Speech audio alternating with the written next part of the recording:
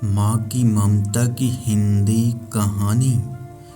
ये गांव सीतापुर में एक बिमला नाम की बुढ़िया रहती थी। उसके एक बेटी थी जिसका नाम राधा था। राधा अपनी माँ से बहुत ही प्यार करती थी और उसकी ऐसी देखभाल करती थी जैसे एक माँ अपने बच्चे की देखभाल करती है। ऐसा कहानी आपको कोई नहीं बताएगा दोस्तों। इस कहानी को बहुत ही ध्यान से सुनिए।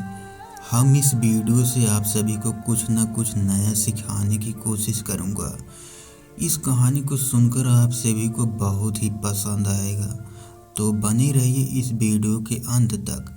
अगर वीडियो पसंद आए तो हमारे वीडियो को लाइक करें और रंजीत कुमार वॉइस चैनल को सब्सक्राइब करें और नोटिफिकेशन बेल को ऑन कर दें ताकि हमारा वीडियो का अपडेट मिलता रहे। तो चलिए इस कहानी को शुरुआत करते हैं। बिमला बूढ़ी हो गई थी और बीमार सी रहती थी। वह काफ़ी चिड़चिड़ा भी हो गई थी।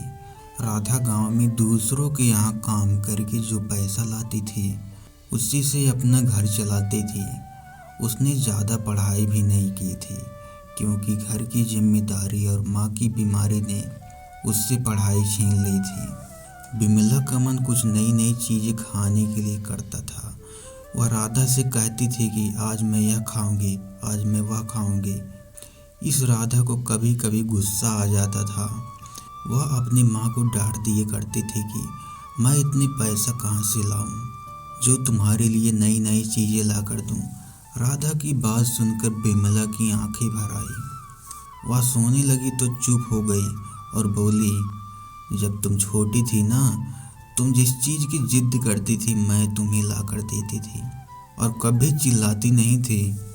पर आज मैं बूढ़ी हूँ, मेरे हाथ पैर काम नहीं करते, इसलिए तुम मुझे 10 बात सुनाती हो। मैं बीमारी के कारण मेरा मन कुछ अच्छा खाने के लिए करता है, इसलिए तुमसे कहती हूँ। अपनी माँ की बातें सुनकर राधा की आंख भर आई और बैठ गई। सोचने लगी कि जब हम छोटे होते हैं तो हमारे माँ बाप हमें हर चीज़ ला कर देते हैं। हम उनसे जिद नहीं करते हैं और यह नहीं सोचते हैं कि वह यह चीज़ ला भी पाएंगे या नहीं। माँ की ममता का कोई मोल नहीं होता है और आज मेरी माँ मुझे कुछ मांग रही है तो मैं उसे लाकर क्यों नहीं दे सकती।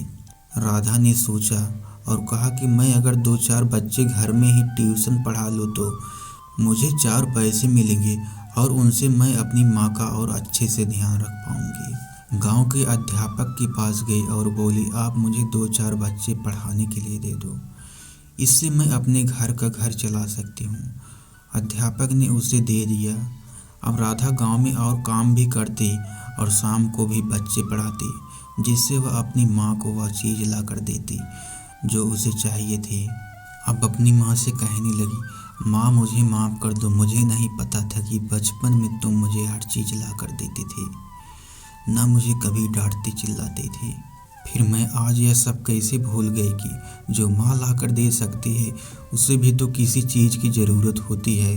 राधा की बात सुनकर उसकी माँ बिमला की आंखों में आंसू आ गए। दोनों आपस में गले मिलकर रोने लगे।